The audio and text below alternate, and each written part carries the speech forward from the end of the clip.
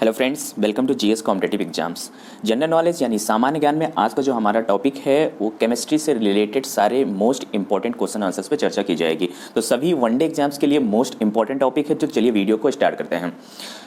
हमारा पहला क्वेश्चन है, एक ही प्रकार का परमाणु किसमें मिलता है? तो प्राकृत तत्वों में एक ही प्रकार का परमाणु मिलता है। वायु क्या है? वायु एक मिश्रण है, यानी सभी गैसों का मिश्रण है। अमोनिया एक रासायनिक यौगिक है जिसका फॉर्मूला होता है NH3। जी हाँ।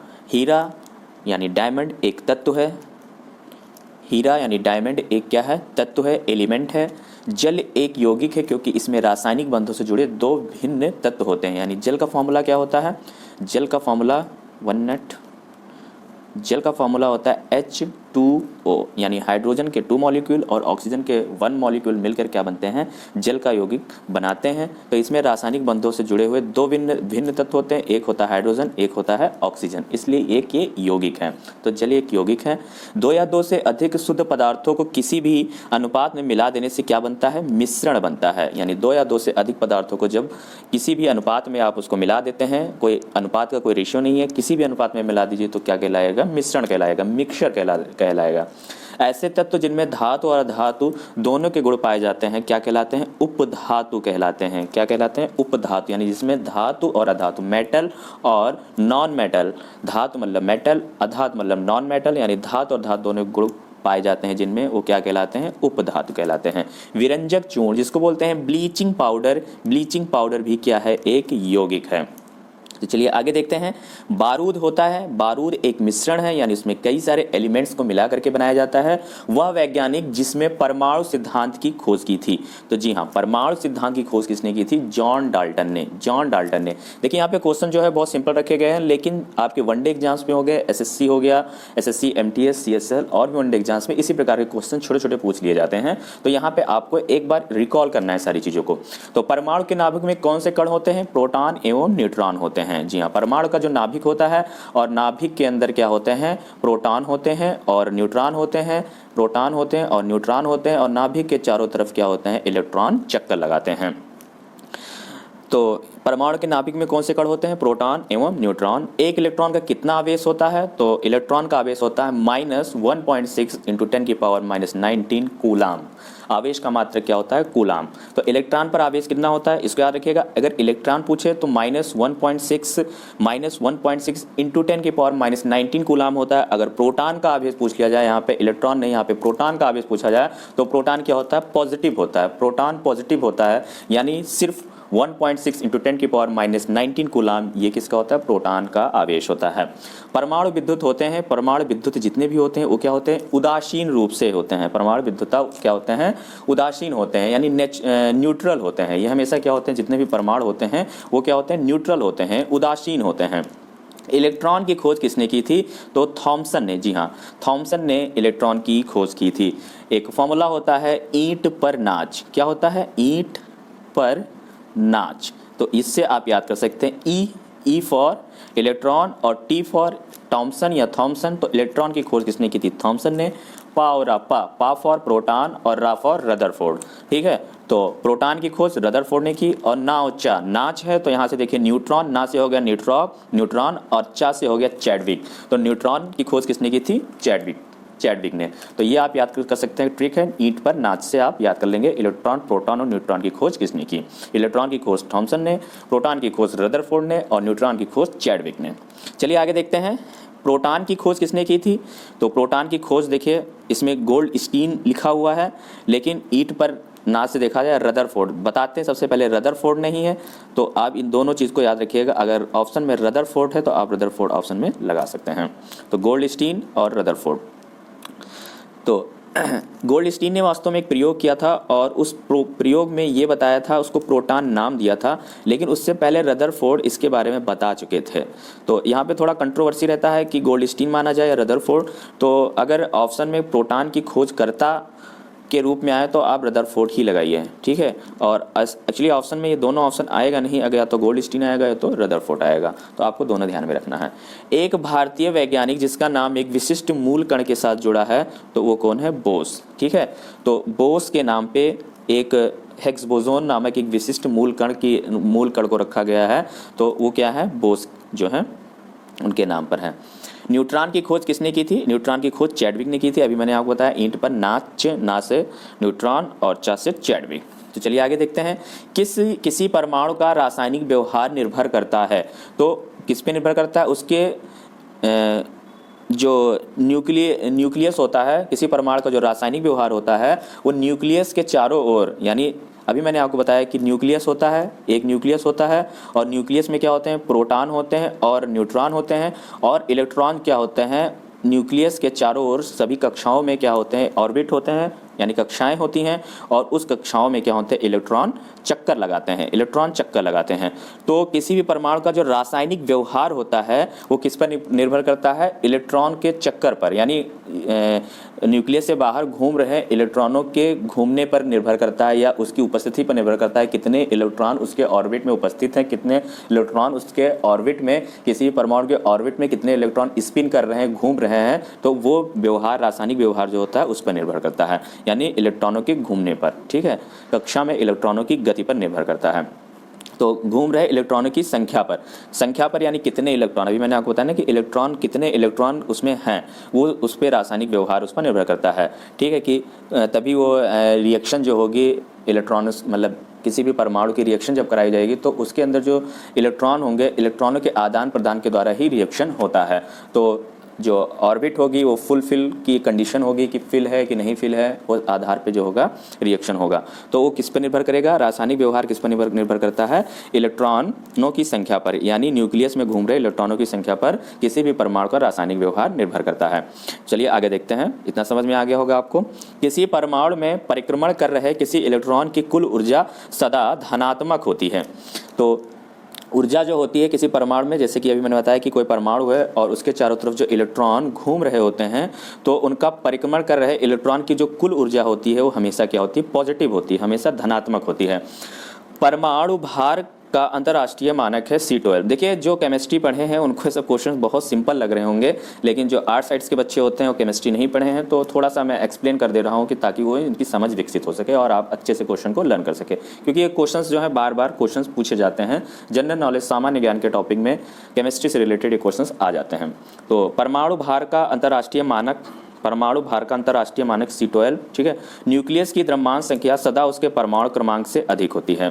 तो द्रव्यमान संख्या क्या होती है? परमाणु क्रमांक से ज़्यादा होगी। ठीक है, और जितने परमाणु क्रमांक होंगे उतने उस प्रोटॉन या उस परमाणु में जितनी उसका क्रमांक होगा, जितने नंबर पर परमाणु होगा, वही उसकी क्या होती है? इलेक्ट्रॉनों की संख्या होती है, और इलेक्ट्रॉनों की संख्या प्रोटॉनों की संख्या के बराबर होती है। लेकिन यहाँ पूछा गया द्रव्यमान संख्या, तो द्रव्यमान संख्या सदा उसके परमाणु क्रमांक से अधिक होती है। द्रव्यमान संख्या जाहिर सी बात है परमाणु क्रमांक से ज़्यादा होगी। स्थानीय या स्थायी नाभिक, ठीक है, हल्का या के साथ में न्यूट्रॉन और प्रोटॉन की लगभग समान संख्या होती है। ठीक है, जो स्थायी नाभिक होते हैं तो उनमें क्या होती हैं? लगभग न्यूट्रॉन और प्रोटॉनों की जो संख्या होती हैं वो लगभग समान होती हैं। ठीक है, न्यूट्रॉन और प्रोटॉनों की संख्या सभी परमाणु में बराबर होती है। प्रोटॉन और इलेक्ट्रॉनों की संख्या, प्रोटॉन बराबर इलेक्ट्रॉन बराबर परमाणु क्रमांक, यानी किसी भी तत्व का, किसी भी एलिमेंट का अगर परमाणु क्रमांक 7 है तो उसमें इलेक्ट्रॉनों की संख्या भी 7 होगी, प्रोटॉनों की संख्या भी 7 होगी, लेकिन न्यूट्रॉनों की संख्या अलग हो जाती है। लेकिन जो स्थायी नाभिक होते हैं, स्टेबल नाभिक होते हैं, स्टेबल न्यूक्लियस होते हैं, उनमें न्यूट्रॉन और प्रोटॉनों की जो संख्या होती है वो लगभग बराबर होती हैं। इस बात को याद रखिएगा। अनिश्चितता के सिद्धांत का प्रतिपादन किया था हाइजेनबर्ग अनसर्टेनिटी प्रिंसिपल। तो ये नाम ही है उसका, हाइजेनबर्ग अनसर्टेनिटी प्रिंसिपल, यानी अनिश्चितता के सिद्धांत का प्रतिपादन किसने किया था? हाइजेनबर्ग वैज्ञानिक ने किया था। नाभिक की खोज रदरफोर्ड ने किन कणों की सहायता से किया था? अल्फा कणों की सहायता से उन्होंने नाभिक की खोज की थी। किसने? रदरफोर्ड ने नाभिक की खोज की थी, और उसी में इन्होंने बताया था कि जो नाभिक में होते हैं प्रोटॉन और न्यूट्रॉन होते हैं। इसीलिए मैं आपको बता रहा था कि प्रोटॉनों की खोज किसने की थी? रदरफोर्ड ने की थी। ठीक है, तो प्रोटॉन की रदरफोर्ड और गोल्डस्टीन भी याद करें, क्योंकि गोल्डस्टीन ने नाम दिया था कि ये इनको प्रोटॉन बोला था, लेकिन वास्तव में उससे पहले उस कण की खोज रदरफोर्ड कर चुके थे। आगे देखते हैं किसी तत्व के रासायनिक गुण निर्भर करते हैं तो परमाणु संख्या पर। किसी तत्व के रासायनिक गुण किस पे निर्भर करते हैं? परमाणु संख्या पर। परमाणु संख्या यानी परमाणु क्रमांक यानी प्रोटॉन यानी इलेक्ट्रॉन। तो रासायनिक गुण किस पे? प्रोटॉन और इलेक्ट्रॉन या परमाणु संख्या पर निर्भर करते हैं। जितनी परमाणु संख्या होगी, जितना परमाणु क्रमांक होगा, उतने ही प्रोटॉन होंगे, उतने ही इलेक्ट्रॉन होंगे किसी भी तत्व में। मेसॉन की के खोजकर्ता कौन थे? युकावा, याद करिएगा, मेसॉन। मेसॉन एक कण होता है, उसका खोज किसने किया था? युकावा ने। रासायनिक तत्व के गुण के संदर्भ में चुंबकीय क्वांटम संख्या का संबंध है चक्रण से। जो क्वांटम संख्याएं होती हैं उसमें चुंबकीय जो मैग्नेटिक क्वांटम नंबर जो होता है, मैग्नेटिक क्वांटम नंबर का संबंध किससे होता है? चक्रण से, यानी इलेक्ट्रॉनों के स्पिन से उसका संबंध होता है। किसी तत्व के रासायनिक गुण तय करता है, तो अभी बताया था इलेक्ट्रॉनों की संख्या, यानी किसी तत्व में इलेक्ट्रॉनों की, किसी कक्षा में उपस्थित इलेक्ट्रॉनों की संख्या उस तत्व के रासायनिक गुण को दर्शाता है। परमाणु क्रमांक 20 वाले परमाणु का इलेक्ट्रॉनिक विन्यास क्या होगा? तो 2882। देखिए इलेक्ट्रॉनिक विन्यास इतना आसान नहीं है, अब यहाँ पे पूरा पढ़ाया नहीं जा सकता कैसे इलेक्ट्रॉनिक विन्यास निकालते हैं, लेकिन आप लोग मेनली याद रखिए कि जो 20 तक के होते हैं 2, उसके बाद 8, उसके बाद 8 और उसके बाद जो भी होता है जैसे 20 आपको फिल करना है तो 2 8 8 इस तरह का भरा जाएगा, तो इतना आप पता कर सकते हैं। उसके बाद 2, तो 8 8 16 2 8 8 16 2 18 2 20, तो 20 का इस तरह हो जाएगा परमाणु क्रमांक। कौन सा इलेक्ट्रॉनिक संरूपण धातु तत्व के लिए है? तो धातु के लिए ये है, ये एक प्रकार का धातु है। धातु के लिए जैसे सोडियम से स्टार्ट हो जाता है, ठीक है, तो वहाँ से धातु के लिए बहुत सारे हो सकते हैं इलेक्ट्रॉनिक तत्व, लेकिन अब आपको वहाँ पे ऑप्शन किस हिसाब से आता है वो आपको बताया जाएगा, उसमें आपको पहचानना पड़ेगा। तो यहाँ पे छोटा सा क्वेश्चन ले लिया गया है कि ये जो 288 जरूरी नहीं कि जितने भी धातु होंगे उन सबका इलेक्ट्रॉनिक विन्यास यही होगा, ठीक है। स्वर्णपत या गोल्ड फॉयल से किसके प्रकीर्णन का अध्ययन करके रदरफोर्ड के नाभिक की खोज की? तो अल्फा। तो उन्होंने जो रदरफोर्ड ने खोज लिया था, गोल्ड फॉयल लिए थे, ठीक है, स्वर्णपत्र लिया था और उसमें अल्फा कणों का उन्होंने प्रकीर्णन कराया था और उससे उन्होंने नाभिक की खोज की थी। तो यही क्वेश्चन अभी आया था, उसी को दूसरे भाषा में लिखा गया है। तो अल्फा कण किसके प्रकीर्णन का अध्ययन करके रदरफोर्ड ने नाभिक की खोज की थी? तो अल्फा कणों के प्रकीर्णन का अध्ययन करके।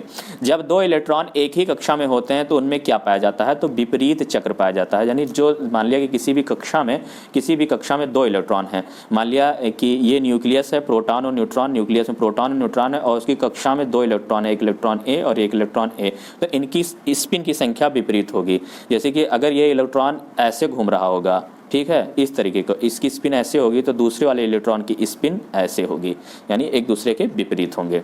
चलिए आगे देखते हैं। किसी तत्व के परमाणु की दूसरी कक्षा में इलेक्ट्रॉन की अधिकतम संख्या हो सकती है? तो 8, यानी दूसरी कक्षा में अधिकतम संख्या कितनी हो सकती है? 8। आगे देखते हैं कार्बन का परमाणु क्रमांक 6 तथा परमाणु भार 12 है। इसके नाभिक में कितने प्रोटॉन होते हैं? तो परमाणु क्रमांक जिसे दिया है 6, तो उसमें पूछ रहा है प्रोटॉन कितने होते हैं? तो जितना परमाणु क्रमांक होता है उतने प्रोटॉन होते हैं, अभी मैंने आपको बताया। तो जितना परमाणु क्रमांक उतने ही प्रोटॉन होंगे और उतने ही इलेक्ट्रॉन होंगे, ठीक है। अगर यहीं पे पूछा जाता है न्यूट्रॉनों की संख्या, तो न्यूट्रॉनों की संख्या कैसे निकालोगे? ये परमाणु भार दिया है, परमाणु भार में से आप यहाँ परमाणु संख्या या परमाणु क्रमांक या परमाणु की संख्या या प्रोटॉन या इलेक्ट्रॉन को आप माइनस कर दीजिए तो न्यूट्रॉनों की संख्या निकल आएगा। तो यहाँ पे देखिए, अगर परमाणु भार में से 12 में 6 माइनस करेंगे तो न्यूट्रॉनों की भी संख्या 6 ही आएगी। तो ये एक तरीका होता है, फॉर्मूला है, इसको याद रखिएगा। आप इतना याद रखो, ये तो सिंपल सा है कि जितने परमाणु क्रमांक होंगे उतने ही उस एटम में प्रोटॉन होंगे और उतने ही इलेक्ट्रॉन होंगे। और जो न्यूट्रॉनों की संख्या होगी वो कैसे निकालेंगे? परमाणु भार में से परमाणु क्रमांक को माइनस कर दीजिए या प्रोटॉन की संख्या माइनस कर दीजिए या इलेक्ट्रॉनों की संख्या को माइनस कर दीजिए तो न्यूट्रॉनों की संख्या निकल आएगी। परमाणविक संख्या Z को संख्या Z एवं द्रव्यमान संख्या A के एक परमाणु में इलेक्ट्रॉनों की संख्या Z है। अच्छा, क्या कह रहा है कि परमाणविक संख्या Z एवं द्रव्यमान संख्या एक परमाणु इलेक्ट्रॉनों की संख्या है। तो परमाणविक संख्या Z है, यानी परमाणविक संख्या यानी परमाणु क्रमांक पूछ रहा है, तो परमाणु क्रमांक Z दिया हुआ है, तो इलेक्ट्रॉनों की संख्या क्या होगी? तो जितने परमाणु क्रमांक होंगे उतने इलेक्ट्रॉनों की संख्या हो जाएगी। तो परमाणु संख्या कितना दिया या परमाणविक संख्या Z दिया तो इलेक्ट्रॉनों की संख्या भी Z हो जाएगी। अगर यहीं पर कह देता प्रोटॉनों की संख्या कितनी होगी तब भी Z हो जाएगी, ठीक है। अगर यहीं पर पूछ लेता न्यूट्रॉनों की संख्या कितनी हो जाएगी तो A माइनस Z हो जाता। अगर न्यूट्रॉन यहाँ पे न्यूट्रॉन लिख देता तो न्यूट्रॉनों की संख्या क्या हो जाती? A minus Z। उम्मीद है आप समझ पा रहे होंगे जो मैं बता रहा हूँ।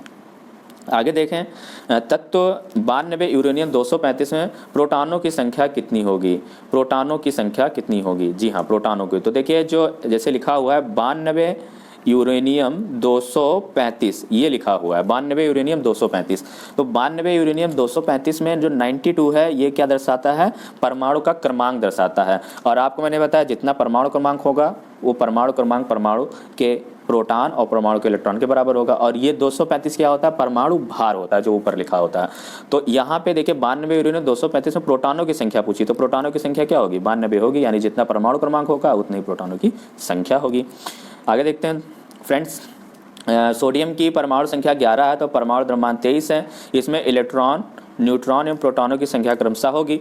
तो अब देखिए इलेक्ट्रॉन और प्रोटॉन तो बराबर ही बराबर होंगे, तो 11 इलेक्ट्रॉन होंगे और 11 प्रोटॉन होंगे। और न्यूट्रॉनों की संख्या कैसे निकालेंगे, न्यूट्रॉनों की संख्या में आप क्या होगा, परमाणु द्रव्यमान की जो संख्या यानी 23 में से 11 माइनस कर देंगे तो न्यूट्रॉनों की संख्या निकल आई, तो न्यूट्रॉनों की संख्या 12 हो जाएगी। तो 11 12 11 11 12 11। 92 यूरेनियम 238 में प्रोटॉनों की संख्या होगी। तो 92 यहाँ प्रोटॉन नहीं होगा दोस्तों, यहाँ पे गलत लिखा हुआ है, यहाँ पे न्यूट्रॉन होगा, यहाँ पे क्या होगा, न्यूट्रॉन होगा, n लिख दे रहे हैं, न्यूट्रॉन होगा। तो इसमें न्यूट्रॉनों की संख्या बताना है। तो न्यूट्रॉनों की संख्या क्या करेंगे, 238 में 92 माइनस कर देंगे तो क्या निकल आएगी, न्यूट्रॉनों की संख्या निकल आएगी।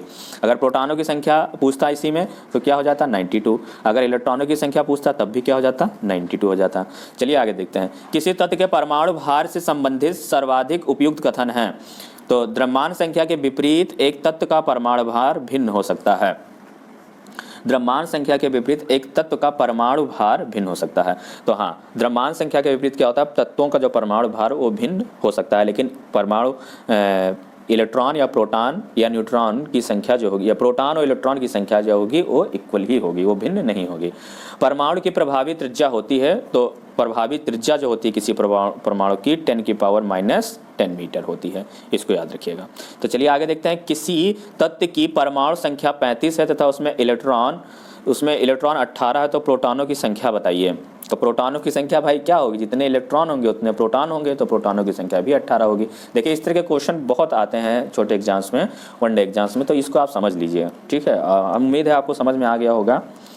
किसी तत्व के परमाणु में 2 प्रोटॉन 2 न्यूट्रॉन और 2 इलेक्ट्रॉन है तो तत्व का द्रव्यमान संख्या कितनी होगी। तो जाहिर सी बात है द्रव्यमान संख्या कितनी होगी, प्रोटॉनों की संख्या प्लस न्यूट्रॉनों की संख्या, क्योंकि प्रोटॉन इलेक्ट्रॉन तो बराबर होते हैं। प्रोटॉन संख्या या न्यूट्रॉन संख्या को ऐड कर दीजिए, ठीक है, या क्या ऐड कर दीजिए, इलेक्ट्रॉन की संख्या और न्यूट्रॉन की संख्या ऐड कर दीजिए, तो वो किसके बराबर हो जाएगी, द्रव्यमान संख्या के बराबर। तो द्रव्यमान संख्या कितना हो जाएगा, 4 हो जाएगा।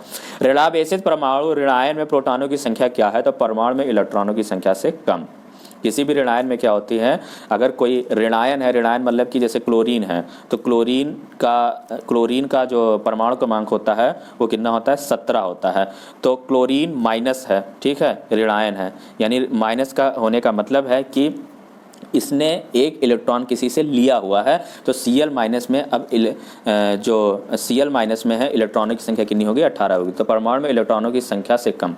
तो इसमें क्या है, ऋणावेशित परमाणु यानी ऋणायन में प्रोटॉनों की संख्या क्या होती है, तो प्रोटॉनों की संख्या कम होती है, इलेक्ट्रॉनों की संख्या से कम होती है। तो परमाणु में इलेक्ट्रॉनों की संख्या से कम, यानी आपको इसमें यह बताना है कि प्रोटॉनों की संख्या ज़्यादा होगी या इलेक्ट्रॉनों की संख्या ज़्यादा होगी। तो जाहिर सी बात है क्लोरीन माइनस है, क्लोरीन निगेटिव है, इसने एक इलेक्ट्रॉन ले लिया है और अब इसका जो इलेक्ट्रॉनों की संख्या कितनी थी, 17 थी, तो 17 से अब क्या हो गई, 18 हो गई।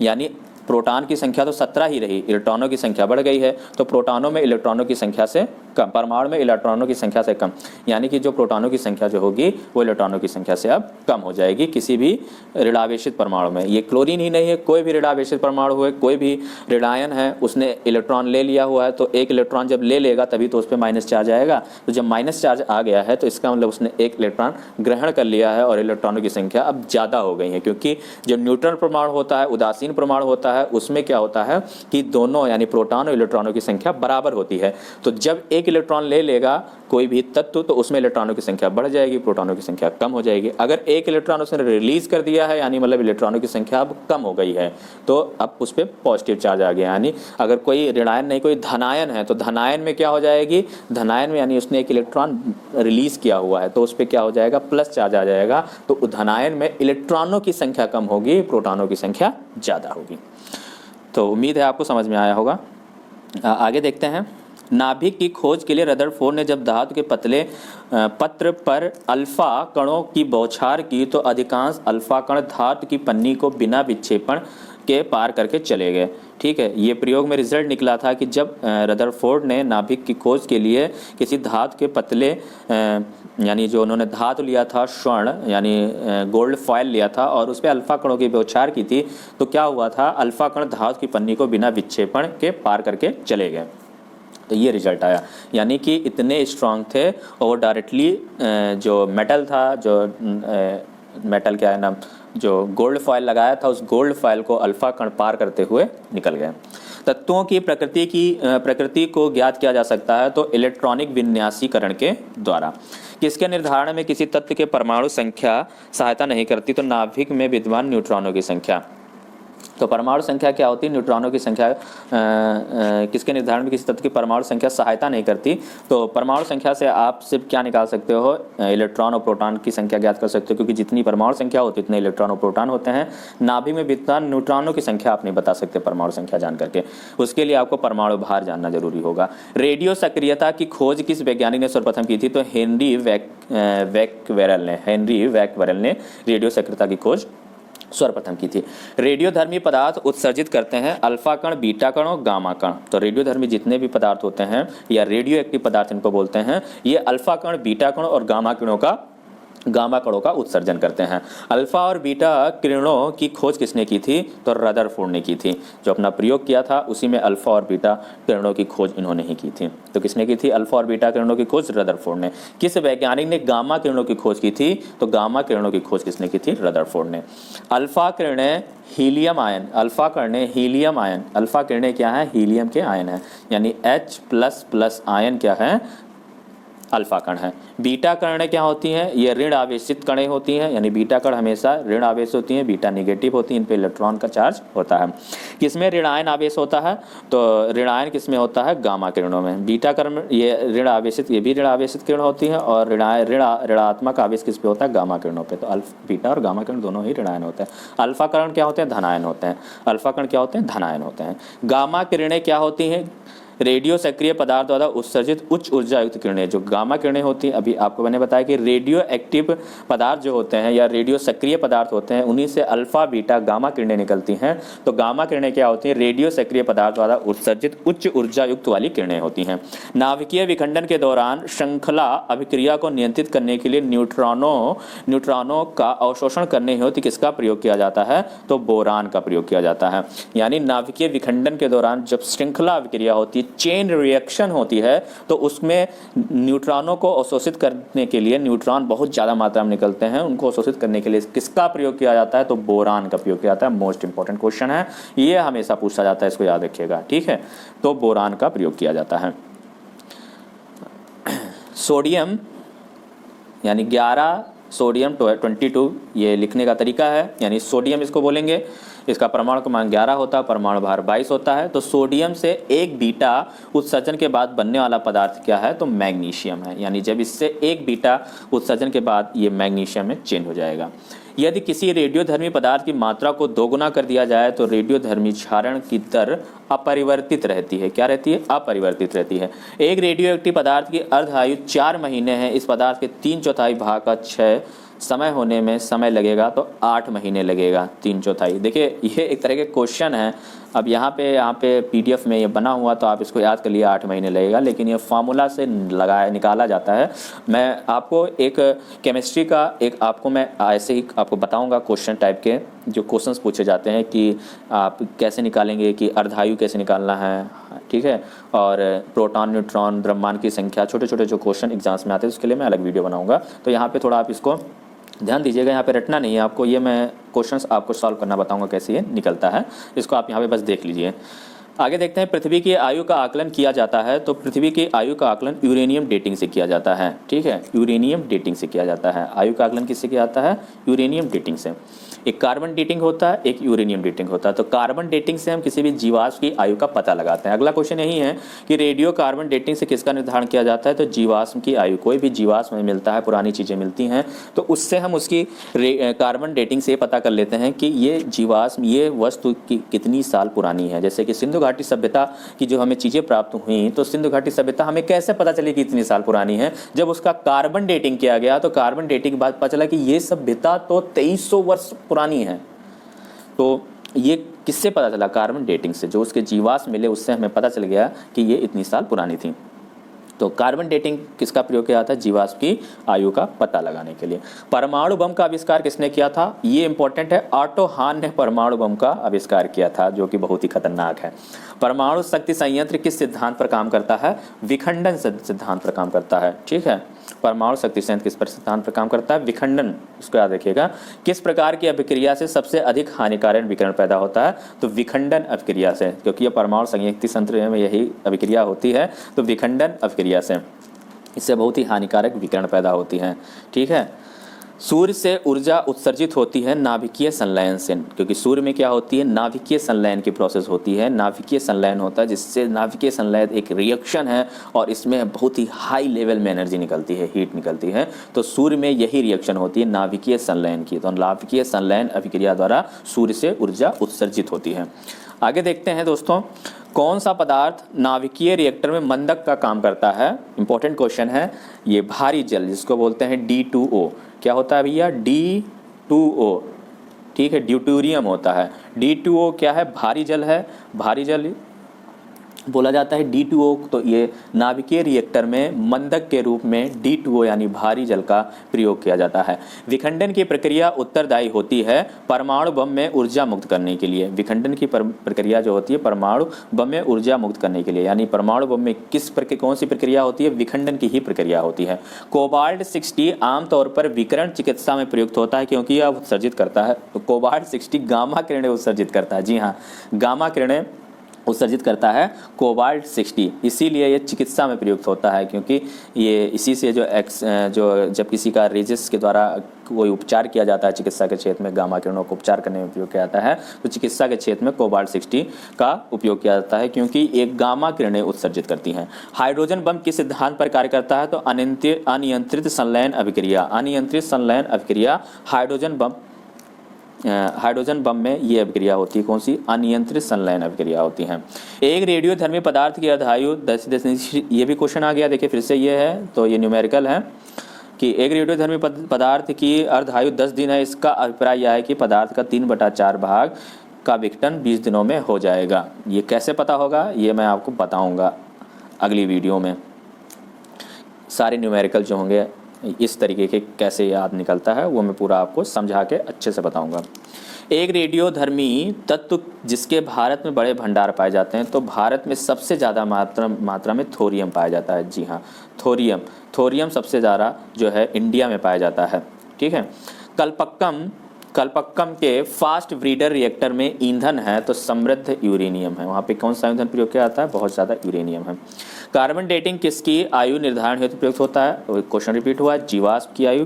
किसी तत्व के समस्थानिकों के बीच अंतर किनकी भिन्न संख्या की उपस्थिति के कारण होता है? तो समस्थानिकों में क्या अंतर क्या होता है कि उनमें न्यूट्रॉनों की संख्या भिन्न होती है, क्योंकि समस्थानिक जो होंगे समस्थानिक यानी जिसका स्थान यानी जिनका परमाणु क्रमांक जो होंगे वो क्या होंगे? सेम होंगे, उनको समस्थानिक बोलेंगे, लेकिन उनके परमाणु भार अलग अलग होंगे। एक समस्थानिक होता है, एक समभारिक होता है। तो समस्थानिक यानी जिसके स्थान यानी ऐसे एलिमेंट, ऐसे तत्व जिनके परमाणु क्रमांक तो सेम हो लेकिन परमाणु भार अलग अलग हो, उनको क्या बोलेंगे? समस्थानिक। और समभारिक जिनमें परमाणु भार अलग हो। तो यहाँ पे क्वेश्चन पूछा गया किसी तत्व के समस्थानिकों के बीच अंतर किनकी भिन्न संख्या की उपस्थिति कारण होता है? तो न्यूट्रॉनों की संख्या उनमें भिन्न होती है। किसी परमाणु नाभिक का आइसोटोप वह नाभिक है जिसमें प्रोटॉनों की संख्या वही होती है परंतु न्यूट्रॉनों की संख्या भिन्न होती है। ठीक है, प्रोटॉनों की संख्या वही होती है परंतु न्यूट्रॉनों की संख्या भिन्न होती है। देखिए आइसोटोप मतलब ही समस्थानिक होता है। ठीक है, आइसोटोप मतलब ही समस्थानिक होता है। तो प्रोटॉनों की संख्या तो वही होती है लेकिन न्यूट्रॉनों की संख्या भिन्न होती है, यानी आइसोटोप यानी समस्थानिक। या हिंदी इसका वर्ड है समस्थानिक, इंग्लिश वर्ड है आइसोटोप। तो आइसोटोप में क्या होगा? प्रोटॉनों की संख्या वही होगी जो न्यूट्रॉनों की संख्या जो इलेक्ट्रॉनों की संख्या होगी। प्रोटॉनों की संख्या इलेक्ट्रॉनों की संख्या के बराबर होती है, लेकिन न्यूट्रॉनों की संख्या क्या होगी? आइसोटोप में भिन्न होगी। हाइड्रोजन के रेडियो सक्रिय समस्थानिक को कहते हैं तो ट्राइटियम। हाइड्रोजन के जो रेडियो सक्रिय समस्थानिक है उसको क्या बोलते हैं? ट्राइटियम बोलते हैं। 1H3 ये है ट्राइटियम। 1H3 ट्राइटियम हाइड्रोजन का समस्थानिक है। 1H1 1H2 1H3। ठीक है। हाइड्रोजन के समस्थानिकों की संख्या कितनी होती है? 3 होती है, जो मैं आपको बताया। एक 1H1 एक मिनट 3 होती है, एक 1H1 ठीक है, 1H2 और 1H3। तो ये 3 समस्थानिक होते हैं हाइड्रोजन के, 1H1, 1H2, 1H3। देखिए 1 1 1 तीनों में क्या परमाणु क्रमांक सेम है, तो हाइड्रोजन के समस्थानिकों की संख्या कितनी होती है? 3 होती हैं। सर्वाधिक संख्या में समस्थानिक किसमें पाए जाते हैं? तो सर्वाधिक संख्या में पोलोनियम में समस्थानिक पाए जाते हैं। पोलोनियम में समस्थानिकों की संख्या कितनी होती है? 27 होती है। 27 होती है फ्रेंड्स, 27 होती है, याद रखिएगा। आइसोटोन होते हैं समान संख्या में न्यूट्रॉन। आइसोटोन क्या होते हैं? समान संख्या में न्यूट्रॉन होते हैं। वे आयन यानी जिनमें न्यूट्रॉनों की संख्या सेम होती है उनको क्या बोलते हैं? आइसोटोन। वे आयन जिनमें इलेक्ट्रॉनों की संख्या समान होती है कहलाते हैं सम इलेक्ट्रॉनिक। यानी ऐसे आयन, यहाँ पे आयंस की बात हो रही है, जिनमें इलेक्ट्रॉनों की संख्या समान होती है उनको सम इलेक्ट्रॉनिक बोलते हैं। किसके उत्सर्जन में संभारिक उत्पन्न होते हैं? तो बीटा किरण यानी बीटा कण के उत्सर्जन से संभारिक आइसोबार संभारिक को बोलते हैं, यानी जिसमें परमाणु भारों की संख्या ऐसे एलिमेंट, ऐसे तत्व जिनमें परमाणु भारों की संख्या क्या होती है? बराबर होती है, उनको क्या बोलते हैं? संभारिक बोलते हैं। तो संभारिक कब उत्पन्न होते हैं? यानी किसके उत्सर्जन से संभारिक उत्पन्न होता है? बीटा कण के उत्सर्जन से, ये याद रखिएगा। कोबाल्ट 60 आमतौर पर विकिरण चिकित्सा, कैंसर जैसे रोगों में प्रयुक्त होता है क्योंकि गामा किरणों का उत्सर्जन करता है। अभी आपको बताया कि गामा किरणों का उत्सर्जन कौन करता है? कोबाल्ट 60 का प्रयोग किया जाता है। अगला है रक्त कैंसर, ल्यूकेमिया को नियंत्रित करने के लिए उपयोगी किया जाने वाला रेडियो आइसोटोप कौन सा है? तो कोबाल्ट 60 है। देखिए वही क्वेश्चन फिर आगे पूछा जा रहा है, तो ये मोस्ट इंपॉर्टेंट है, इसको याद रखिए। अम्ल वह पदार्थ है जो प्रोटॉन देता है। अम्ल क्या होते हैं? वे आयन होते हैं जो अम्ल ऐसे पदार्थ होते हैं जो जल में घुलने पर क्या होते हैं? H+ आयन देते हैं, या हाइड्रोनियम आयन देते हैं, या प्रोटॉन देते हैं। ठीक है, तो ये याद रखिए कि अम्ल वे पदार्थ हैं जो प्रोटॉन देते हैं या प्रोटॉन रिलीज करते हैं या हाइड्रोनियम आयन निकालते हैं जल में। अम्ल एवं भस्म के परीक्षण के लिए किसका उपयोग किया जाता है? लिटमस पेपर का। यानी अम्ल या भस्म, या इसको बोल सकते हैं अम्ल और क्षार, एसिड या बेस के परीक्षण के लिए किसका प्रयोग किया जाता है? लिटमस पेपर का। जल में घुलनशील भस्म को क्या कहते हैं? तो जल में घुलनशील भस्म यानी बेस, ठीक है, उसको क्या बोलते हैं? क्षार बोलते हैं।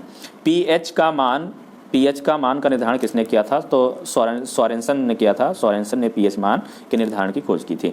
सभी अम्ल में जल में घुलकर क्या प्रदान करते हैं? तो अभी आपको बताया गया कि जितने भी अम्ल होते हैं वो जल में घुलने पर हाइड्रोनियम आयन देते हैं या H+ आयन देते हैं। तो दोस्तों याद रखिएगा, अम्ल जल में घुलने पर क्या देते हैं? H+ आयन देते हैं। भस्मों का स्वाद कैसा होता है? खारा होता है। भस्म मतलब बेस का जो होता है, बेस मतलब क्षार, भस्म बोलो या क्षार बोलो या बेस बोलो, बेस इंग्लिश वर्ड है।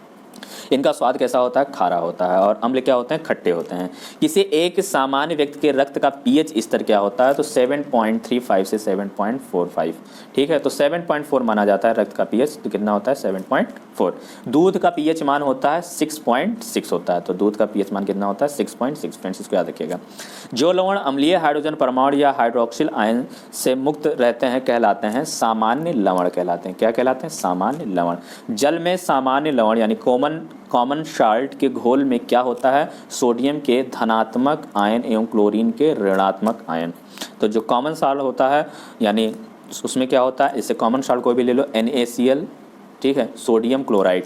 तो सोडियम क्लोराइड अगर टूटेगा तो क्या होगा? Na+ बनेगा और प्लस Cl- बनेगा। ठीक है, तो क्या होगा यहाँ पे? सोडियम के धनात्मक आयन यानी Na पर धनात्मक आयन और क्लोरीन में ऋणात्मक आयन। ठीक है, ये क्या बनाते हैं?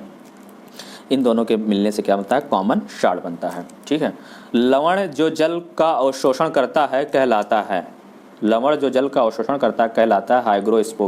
हाइग्रोस्कोपिक लवण। ऐसे लवण जो जल के अवशोषण करते हैं क्या कहलाते हैं? हाइग्रोस्कोपिक लवण। पीएच मूल्यांक दर्शाता है किसी घोल के अम्लीय क्षारीय होने का मूल्यांक। अमोनियम क्लोराइड का जलीय विलयन होता है, तो अमोनियम क्लोराइड का जलीय विलयन क्षारीय होता है। H2O और जलीय NaOH से भरी परख नलियों के विलयनों में भेद किया जा सकता है, तो लाल लिटमस पेपर द्वारा। ठीक है, H2CO3 कैसा लवण है? तो H2CO3 एक अम्लीय लवण है।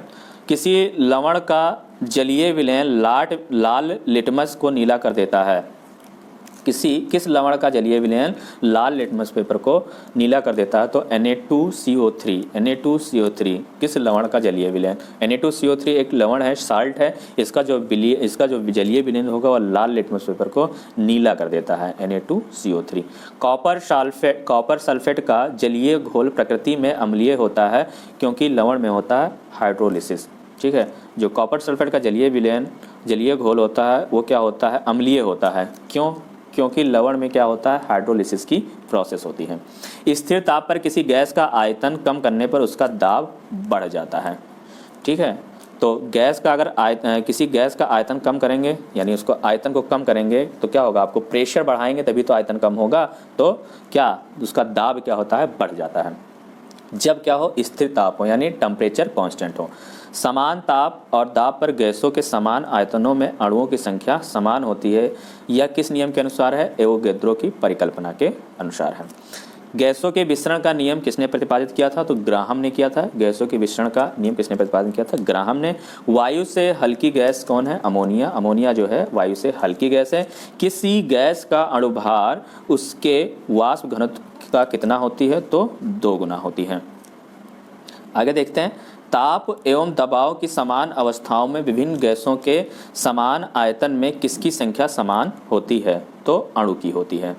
किसी गैसीय समीकरण PV = nRT में R सूचित करता है, तो R क्या है, 1 मोल गैस को, R क्या है, 1 मोल गैस को सूचित करता है।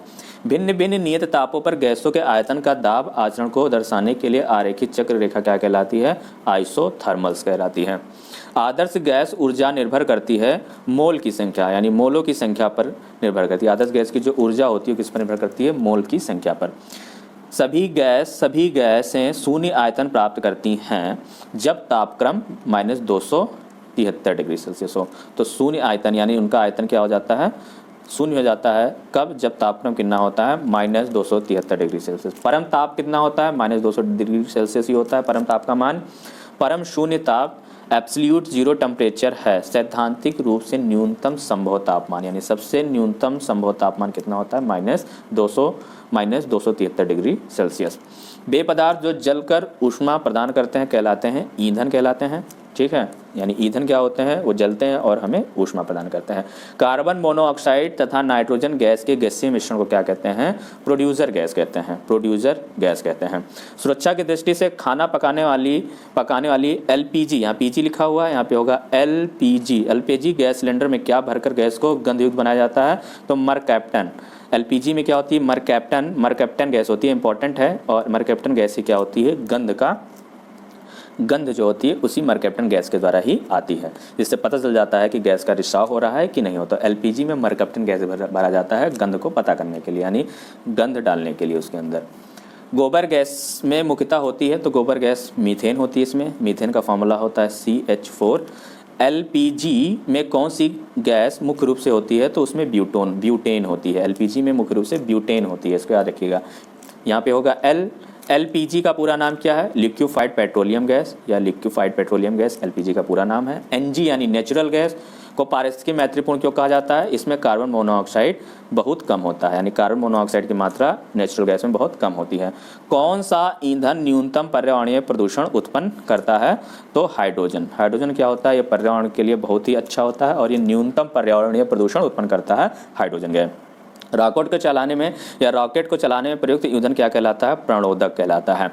कोयले के विभिन्न किस्मों में कार्बन को प्रतिशत मात्रा सबसे अधिक होती है, तो एंथ्रासाइट जो कोयले का एक रूप है एंथ्रासाइट, तो एंथ्रासाइट में क्या होती हैं, कार्बन का प्रतिशत सबसे अधिक होता है। तो दोस्तों ये मैंने क्वेश्चन जो आपको कुछ कवर कराए हैं, अभी जो क्वेश्चन इसके बचे हुए हैं केमिस्ट्री के वो नेक्स्ट वीडियो में डाले जाएंगे। तो आज के लिए इतना ही, बने रहे हमारे साथ GS कॉम्पिटिटिव एग्जाम्स में लिए। तब तक के लिए मिलते हैं अगले वीडियो में, तब तक के लिए धन्यवाद। जय हिंद, जय भारत।